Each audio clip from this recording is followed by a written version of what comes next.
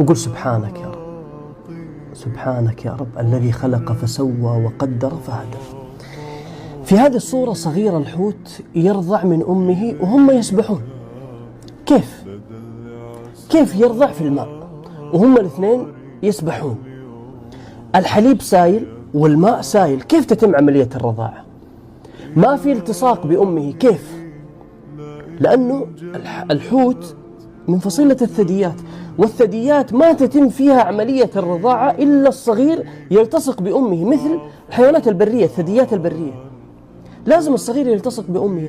طب هذا في الماء ويسبحون الاثنين وترضعه وما في التصاق، وهذا سائل والماء سائل، كيف تتم عملية الرضاعة؟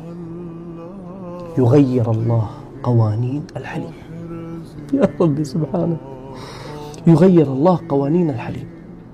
فكان حليب الحوت غير عن أي حليب من الثدييات، حليب غني بالدهون، 50% من هذا الحليب دهون، وحليب سميك بسماكة معجون الأسنان.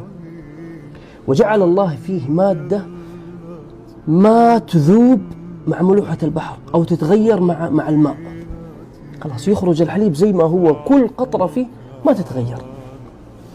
تأخذ الأم وضعية مقدرة بجسدها وزاوية مثالية، ويأتي هذا الصغير بتقدير إلهي بجانب أمي وهم يسبحون، وتخرج الحليب فيخرج في فم هذا الصغير ويرضع ويشرب الحليب وهم يسبحون. أيحسب الإنسان أن يترك سدى؟ أيحسب الإنسان أن يترك؟ هذا في عمق المحيط، في أعماق البحار. يقدر الله له رزقه، صغير ما يعرف يصطاد ولا يعرف يلتقم ولا يعرف يأكل ولا يعرف، يجي له لين حده، ويتقن الله له هذه الوضعية ويسهل وييسر له هذا الحليب بميزات